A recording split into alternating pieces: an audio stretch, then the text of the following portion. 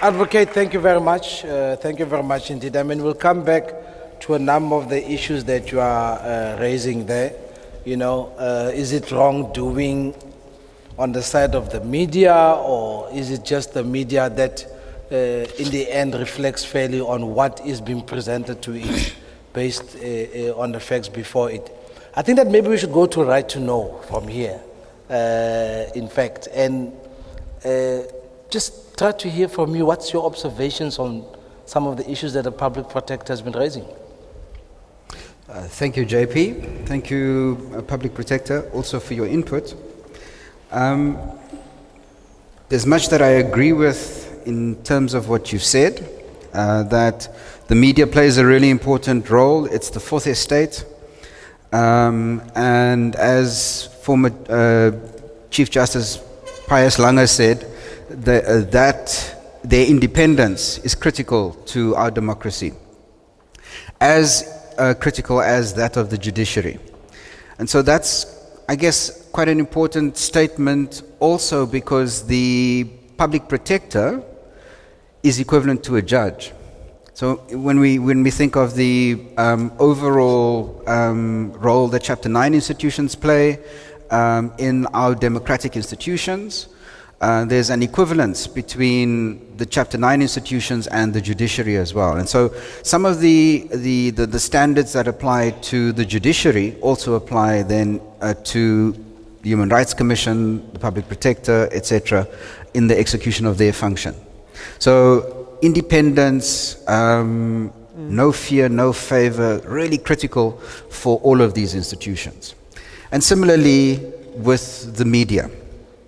I think you've alluded that media, they're not neutral, and I don't think anybody's ever asked any of these institutions to be neutral, because it's impossible, I think, if you're human, to be neutral. None of us is. What we can be asked to be is impartial, and that means presenting things in an impartial, not partisan.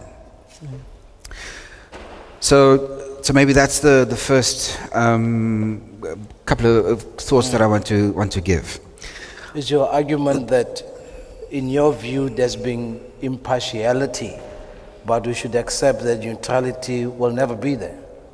So I don't think we should be talking about neutral, right? Everything that the public protector and that office does is political. Not with a big capital party political, but with a small p, right? Because it affects people. And that's what political in the origin means, right? So we must understand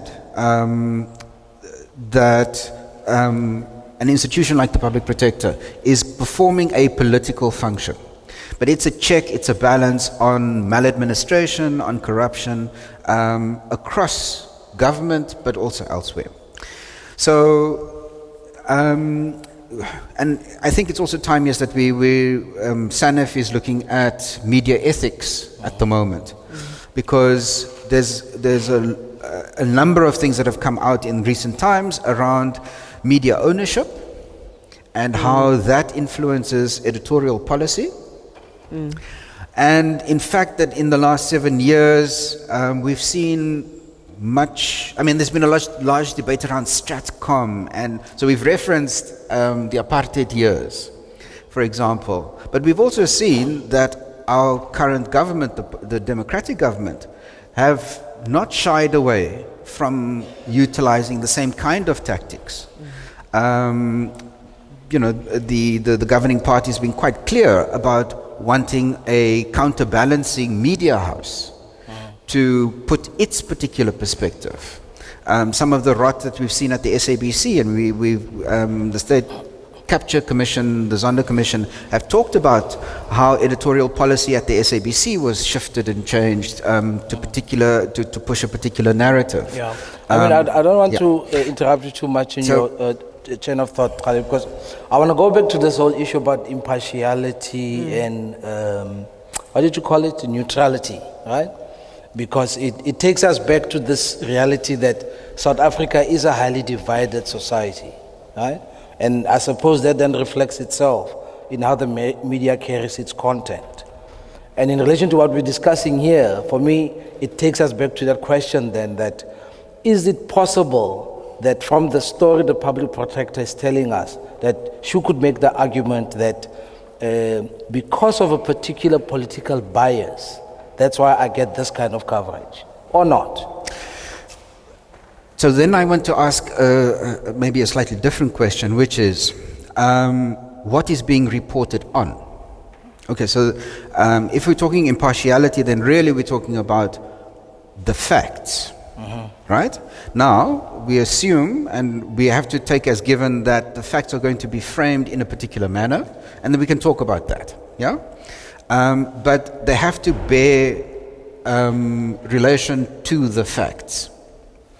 And so, if you just think about the case that has just been finalized this Wednesday on the Seriti Commission, you're a judge in a commission of inquiry who also has to make recommendations, right? So it's not acting as a judge, but as a chairperson of a commission of inquiry, in much the analogous maybe to the investigations that the public protector does, right? Is taken to task for ignoring evidence and for conducting an investigation in a manner that shows bias. So one has to look at that also in terms of what gets reported. So if that's baseless, then one can say, well, there's a political conspiracy or whatever. Okay, so this is South Africa's democracy unfolding. Absolutely. And the public protector needs to toughen up a bit in accepting that. Prince? Okay, 4 points in response to the public protector. Number one, ulterior motives and the media. If you study the history of South Africa's media, you will come across cases of rich business people buying newspapers. If you want to go as far back as the days of colonialism, you'll find a guy called Cecil John Rhodes, who bought newspapers in this part of our country. If you want to come to more recent cases, you'll find a guy called Iqbal Savi, who also happens to be in this part of the country, also bought newspapers. Sorry. If you want a more diabolical example, you find crooks called the Guptas, who set up their own newspapers and TV stations in order to twist our minds so that we don't see the truth. So, ulterior motives are always there trying to control the media. That's point number one. Point number two, the public protector presents a picture here of a media that is biased against her. By the way, that picture is wrong, public protector. Wrong in the sense that you didn't tell us here that the SABC is biased against you. Right? Let me tell you something about the South African media. The majority of South Africans don't receive their news from the Sunday Times or print media. They receive their news from the SABC. It's a fact. You mean TV, Radio? And radio. Yeah, it's a fact. Now, when you have a public protector who comes to present a picture that she's a victim of the media, but she doesn't complain about the way in which he is projected by the majority of media in South Africa, what does that mean? But does It is generally doesn't make it let me any finish my more point. Let me finish my correct, though. point. Okay. Yeah. Okay. It is. I've had politicians when they are in trouble with the media, they generalize as if the media is the same thing. The point I'm making here, which is my second point, it's about diversity. Okay. When the SABC editors, the SABC I suppose is here, when they meet in Auckland Park and package news, don't paint them with the same brush that you used to paint the Sunday Times or the Mail and Guardian or the Financial Mail. There is diversity in the media. Point number three, the media, the media as a conduit of information and knowledge. You see, if you project a picture here of this media that is out there to get the public protector, we would be missing a very important function of the media, which is most of us here, the ideas that we have in our heads as knowledge of South Africa come from the media. So without the media, we wouldn't know 80% of the things that are happening in South Africa. So we must be very careful when we paint a wholly negative picture of the media. The fourth point, which is the last point, it's media as mirror, right? There was never a meeting of the media, collective media, at some point where they decided that they want to project Advocate Thuli Madonsela in a positive light. A thing like that never happened. There was never a meeting of the media where these people decided that they want to project Advocate Mkhwebane in a negative light. A thing like that never happened. Where does this negative image on the part of some media come from? It comes from the things that are happening in her office. Is it not factual that Advocate Mkhwebane has been losing cases in court? Is it not factual? This is not a fiction that was created by this Financial Mail or by the Mail and Guardian or whatever media you watch. It is true, we have seen her reports, by the way, even be described as nonsensical by our courts. I'm not making it up. Right? So we really have to be careful. There is an element. So what we see in the media, so do you expect the media not to report that when the courts say her reports are nonsensical? No, the media has to show us what is true. Finally, of course, she makes a point about thousands and thousands of reports that she has issued that have not been struck by the courts. It is true. But here is the thing about it. How many of those thousands and thousands of cases have been taken to court? The high-profile cases that have been taken to court, that have been struck by our courts, leaves me with the impression as a logical human being that if the thousands of cases that she's talking about were taken to court, possibly they would have been struck by our courts. It's a possibility, it's a logical possibility. Well, in my logic, you may differ with it. Okay, you'll all Yeah. get your chance. Now- You'll get your chance in a moment. Exactly. I thought this was a university and yeah, and it's a space for free thinking. Yeah. So in conclusion, I'm saying,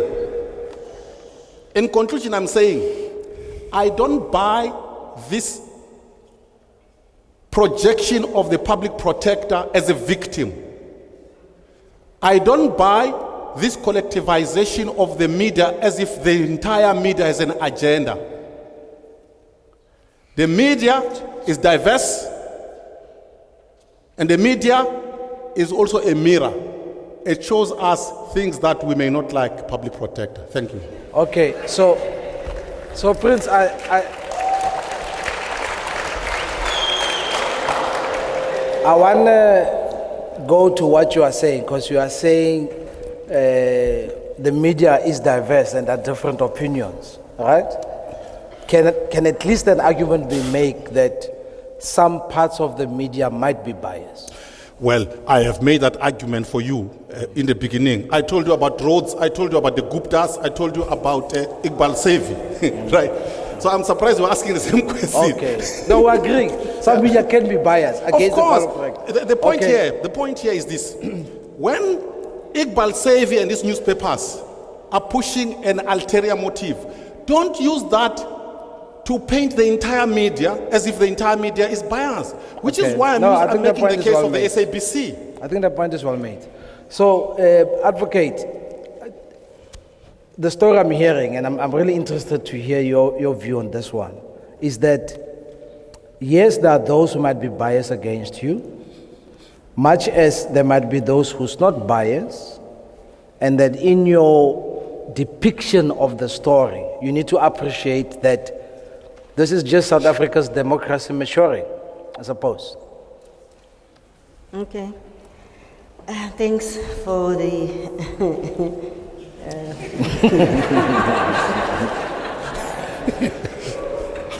Anyway, I think what Right to Know you're saying, the issue of neutrality and impartiality, which I agree with you. And indeed, what is expected, or what are my expectations as Public Protector South Africa, again addressing Prince, is the issue of being factual reporting. I've given the example what the article published by Ferial. I mean, I know she doesn't do that regularly. It was once.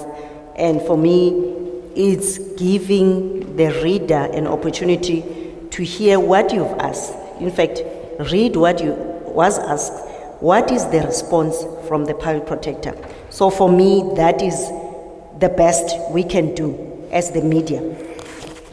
But then the ulterior motives, indeed, all of them have ulterior motives. Let me explain to you. The very same Iqbal newspapers, there were articles which were wrong, which they published about the Public Protector, trying to show you that there are no holy cows here. The very same SABC, it's biased against my office. The way I had several interviews with the SABC journalists. There's one, Stephen Protes, who has written some, I mean, he is working for SABC, which is a public broadcaster, because he cannot separate himself from the SABC. So there was that a biasness. I had a recent interview by Tsepiso as well. At the end of the day, there is that biasness. For me is, when I attend this media or the interviews, SABC, one of the interviews I did with Griselda Lewis, you know, you are treated as if, well, there's this interrogation, you are not given an opportunity to present your story.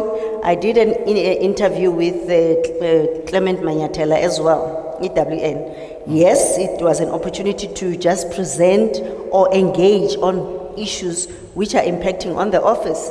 But the challenge is, when it's published, the headlines are saying something totally different. And when you listen to what I'm saying, it's not the case. So I agree there's diversity, but unfortunately, all of them are included. They are not impartial in their reporting. And the issue of mirror of the nation, or what is happening out there, is because of my office.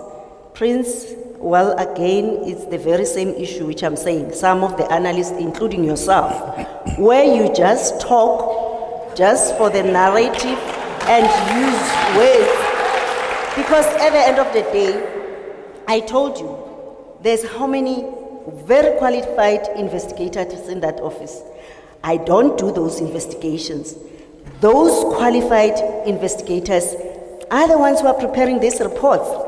And for your information, the very same reports we've issued, which are signed by the Public Protector, and the matters which you're saying I've lost, because that's the narrative. We've lost so many cases.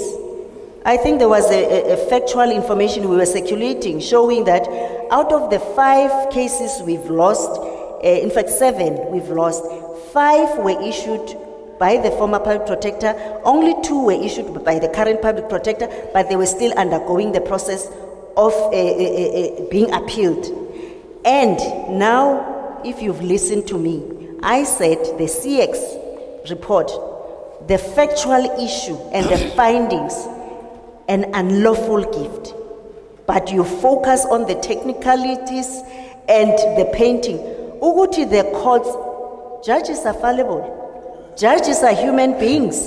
You cannot, as a country, think that judges they are independent, they should be doing their work, but they are also, how many judgments, Tolmei or whoever, how many judgments they've issued. which were set aside by the Supreme Court of Appeal? How many judgments were set aside by the ConCourt? And you cannot use stare decisis, what they have commented. Again, well, she's used this language, the Judicial Service Commission, which as an institution, we are taking it to the Judicial Service Commission to deal with that language. Because again, it's just promoting those things. But it's so unfortunate that, yes, that's what you would want it to be presented. But again, the very same justice system, we should be looking into both sides of the coins. Now it's being portrayed as if this public protector is losing cases. I'm not opposing matters because I want to win. But my concern is the very same people who are prejudiced, because even the very same judges, we should be checking what justice is saying, what people have lost, the vendor pension fund issue. Those people who've lost their pensions, who were very DGs and whatever, now they are standing on the queue of SASSA grants. My concern is those people. Whether I'm taken to court, and if I defend it, I'm defending for these old age people. It's not about me that I'm defending. So I'm not playing a victim mentality, Prince. What do you call that article by the Financial Mail? What do you call a person going to my mother, an 89-year-old, and interview my mother without my permission? Then you think that we've got a media which is... So all of them, for me, I put them in the same bucket. Hence, I had to go for the YouTube. Okay. Because I wanted to tell my story using YouTube. Yes. You then have this interview where you are not given an opportunity to present your side of the story. So, All in a nutshell, that's it. Yeah, I think point well made. You wanted to make a point first, Khalib, and then I'll come to you again, Prince. So, if you're walking down the street and all the cars are coming in your direction, right? Maybe you're in a one-way street. Is something and you should turn around. So to pick up on the point of that Prince made around the diversity of opinions, if they're all coming at you, or you are thinking that you're painting them with one brush, maybe there's some truth in what is being said. So that would be the one piece of advice. I just wanted to also just comment that you didn't tell the full story about Medusa. Oh, yeah. So Medusa was an incredibly beautiful woman in Greek mythology. And she was so enraptured with her beauty that the gods looked on that, and she even decided that she must be greater, more beautiful than the divine goddesses. And to deal with her arrogance, they said, yes, you remain beautiful, but you'll turn her locks into these snakes, and anyone who looks on her face will turn into stone. So there's something in the story of Medusa around when we get so wrapped up in our own narrative that we need to take caution. So I want to take issue with some of what the Public Protector has said, particularly around the more recent developments. The Office of the Public Protector is a really important institution in South Africa, and in the minds of the public of South Africa, it's a critical institution, the Chapter 9 institution, in the pantheon of Chapter 9 institutions. And so its impartiality should be above reproach. Its impartiality is not seen when, for example, political parties side with the Public Protector. Because then the question around partiality, impartiality, now whether they're doing that off their own bat or at the instance of the Public Protector, the optics of that is not good. That when a particular political party sides with you, But is that avoidable, though? Well, so this is the question, and I'm asking if I were in that position, as the institution or the person,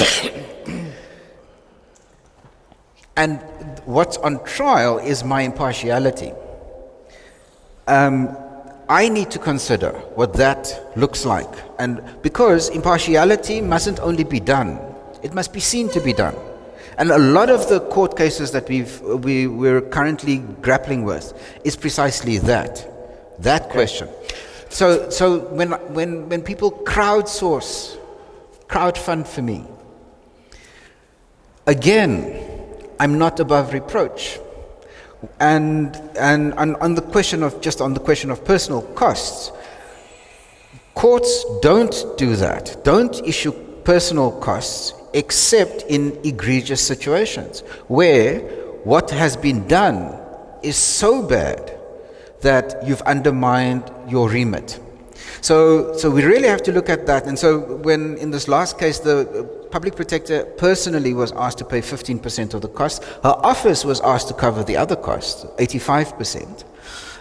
That's because the court found that how the process was run was done really badly and not in an impartial manner. So we really have to bear that in mind. All right, I'm going to take a brief comment from Prince. I think we should get the mics flowing. I don't see where are the microphones? Okay. Yes, Prince, go ahead. All right. Yeah, and I'm going to deal with specific points you made, the public protector. Can you please get sound over here? Now, hold on, Prince. Gentlemen. 1 2 1 2 1 2 1 2. Can we get sound here on the stage, please? 1 2 1 2. Okay. All right. Good. I'm going to respond to specific observations you made. I'm shocked by you. You are interviewed by Stephen Crotes and Tsepi Somakwetla. You formed the position that the SABC is biased because of the interviews we had. These journalists, by the way, I do interviews almost daily. They have interviewed me and asked me questions that I don't like. They do it all the time. Does that mean that the SABC is biased? Certainly not. It is their job to ask pressing questions. Here is the thing. She says all of them. We are launching, what are we launching today? UWC Media Society, right? How can you say all the media? So if there are journalists here of UWC Media Society, the public protector already has declared you that you are part of these people. All of you are the same. Of course. How can you say all of them? It cannot be all of them. If you were ill-treated by the Gupta TV, say you were ill-treated by the Gupta TV, you can't paint the entire media as if they are all the same. The second point is this, and I don't want to be popular. I don't do the investigations to quote you. It's also shocking. There is only one public protector in South Africa. It's her.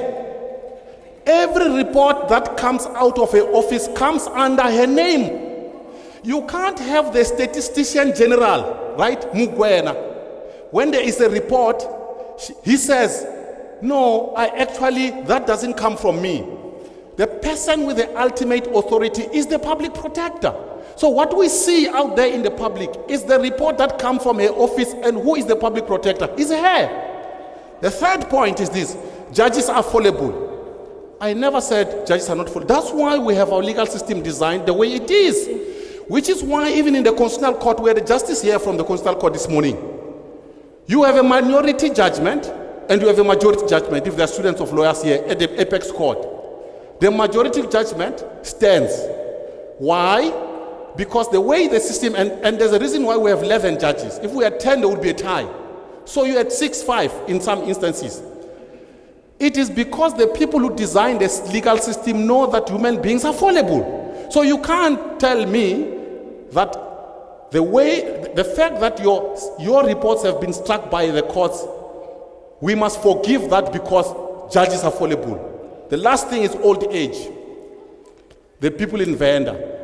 You can't pick the poor people who lost money in Venda and moralize over it and project yourself as if you are acting in the interest of the people in Venda.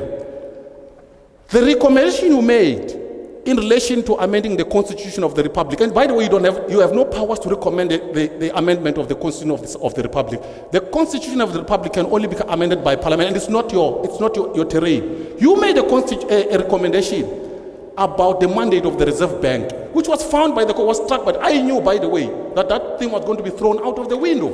How do you explain it? So I'm saying here, and in the spirit of a critical and honest debate, we must not be carried away by emotions. We must respect facts and substance. Thank you.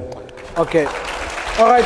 I think, Advocate, I'm going to give you a chance to speak in a little while, but I want to take the microphone around. I just want to test something with Khalip and Prince, right? In relation to everything that you've said so far.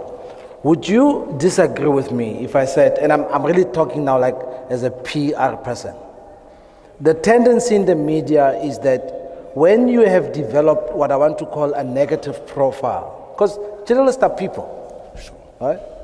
That then when they cover your story, they then tend to pick on that negativity in how they look at you. But when you've developed a positive profile, they tend then to want to pick on the positivity about what you are. Not negating the fact that if the facts are of such a nature that they have to go positive for you or negative, they would. But the tendency is that, I'm trying to think of a person who's not a politician in South Africa, it's so hard. But I can help you. Like, if Zodwa Bantu, that's what she's called, right? It's Zodwa. Yeah. Wabantu. I mean, if she walks in here, in the media, she's already projected in a certain way. So, as a journalist, when I look at her, I would obviously start from that point of view when I look at her. Okay, right? let me deal with it. Is that unreasonable? Is it an unreasonable thing to assume? Yeah, let me help. The natural human nature of journalists. Let me help you. The media, by the way, if I were to borrow from her general approach, has painted me as a controversial analyst. I don't know what's controversial about what I've just said, right? So there is. Maybe that's why they like you, because they think they don't like me. By the way, they don't like me. Okay, Yeah. all right. But let me answer your question. Okay. Let me answer your question. Here's the thing. There are tendencies in the media space, right? Just like there are tendencies in society. But don't pick on a tendency and dismiss the entire media, including UWC Media Network. Don't do that. You will be making a huge mistake. Okay, no, if I you are get dealing the with a point. specific tendency, deal with it. All right. And if you are factual, link it to a publication that has championed it. Okay, no, I hear you, because I think we agree in essence. I don't know to agree. Okay, that there are tendencies In society and and everywhere. with journalists. What's your take? Maybe to add in consideration, what kind of journalist are we talking about? Because we get journalists that we rely on our news for, and then we get the analysts, the analytical, investigative journalists that we actually rely on for the story behind the story. So both of those need to be impartial and have to focus on the facts, absolutely, and present those. But with the commentators, like Prince, with the investigative journalists who go behind the story, we also need to hold them to account. And so, but we need to bear in mind that that's what we are dealing with.